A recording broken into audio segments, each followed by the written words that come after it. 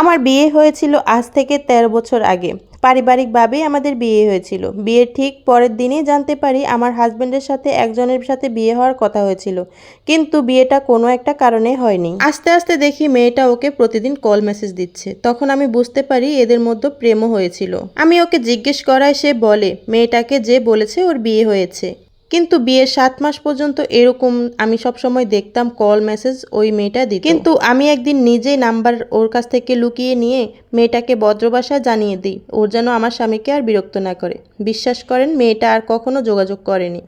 তখন আমি এই ব্যাপারটা মেনে নিয়েই চলতে থাকি। কিন্তু খেয়াল করে দেখি আমার হাজব্যান্ড আমার সাথে রোমান্টিক না, আমার প্রতি বরাবরই ফিলিংস কম।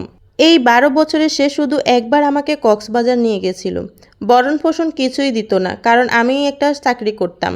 তার একটা অভ্যাস ছিল কোনো কারণ ছাড়াই মাঝে মাঝে আমার সাথে কথা বন্ধ করে দিত। আর তার সাথে তার দুর্ব্যবহার তো আছেই।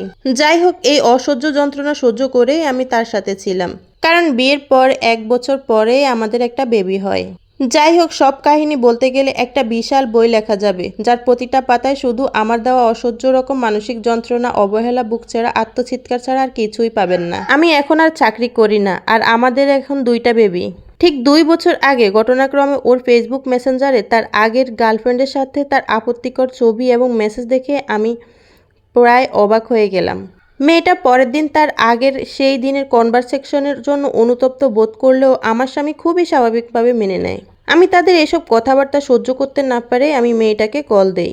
তখন মেয়েটা আমার কাছে মাপ চায় এবং আমায় বলে আমার হাজবেন্ডে সবসময় নাকি তাকে নক দেয়। লাস্ট 2 বছর ধরে ওদের সাথে আবারও যোগাযোগ হচ্ছে, তাও আমার বাবা মারা যাওয়ার সময় থেকে। আমি তখন খুব ভেঙে পড়ি। মেয়েটা আমাকে জানায় আমার হাজবেন্ড নাকি তাকে পাগলের মতো ভালোবাসে এবং মেয়েটা যোগাযোগ করতে না চাইলেও আমার হাজবেন্ড মাঝে মাঝে তাকে নক করে। এরকম হাজারো কথা, হাজারো উদাহরণ। আমার হাজবেন্ডকে যখন আমি জিজ্ঞেস করাই সে উল্টা আমাকে জেরা করে আমি কেন তার প্রতি স্প্রাইগিরি করি। তার যা খুশি তাই করবে, সে কাউকে মানে না, তার মা বাবাকেও না। আরও বলে পোষালে থাকো, না হলে যেখানে থাকো সেখানে ভালো লাগে চলে যাও। আমি সেদিন খুব ভালো মতোই বুঝতে পারছি যাকে 10 বছরে মন থেকে সরাতে পারিনি সেখানে আমি জায়গা কিভাবে পাবো। লাস্টের 7 বছর থেকে তো সে বিছানা আলাদা করেছে, কারণ তার নাকি ঘুম হয় না, সকালে অফিস যেতে হয়, না ঘুমালে তার প্রেশার বেড়ে যায়। তার পরিচিত সবাই নাকি আলাদা ঘুমায়। আমার বাবা নেই, আর এখন আমি চাকরিও করি না, তার উপরে আমার ছোট ছোট 2টা বাচ্চাও আছে। স্বামীর এসব কর্মকাণ্ডের কথা শ্বশুর বাড়িতে জানিয়েছি, আবার বাবার বাড়িতেও জানিয়েছি। সবাই শুধু বলে মানিয়ে চলতে বাচ্চাদের জন্য। আমার খুব কাছের বন্ধু যারা আমার এই ব্যাপারে জানে, তারা আমার এই কঠিন অবস্থা দেখে বলে আমি নাকি পরকীয়া করলেও আমার কোনো দোষ হবে না, কিন্তু আমার পারিবারিক শিক্ষায় আমাকে তা শেখায় না। আর এইভাবেই এত মানসিক অত্যাচার ভেতর দিয়ে আমি 12টা বছর কাটিয়ে দিয়েছি। কিন্তু আজকাল আমি আর এসব নিতে পারছি না। কথায় কথায় দোষ ধরা, তার কথার ওপর কোনো কথা বলা যাবে না, এইসব আমার সহ্যের বাহিরে চলে গেছে। সেই দিন তো তার মুখের উপর একটা কথা বলাতেই আমার ছোট বাচ্চাটার সামনে আমাকে মেরে ফেলতে এসেছিল। তার চোখে মুখে আমার প্রতি এত ক্ষোভ, এত ঘৃণা আমি আগে কখনোই দেখিনি। সেদিন আমি শুধু অবাক হয়ে তাকিয়েছিলাম তার দিকে। কথা বলার শক্তি আমি হারিয়ে ফেলি।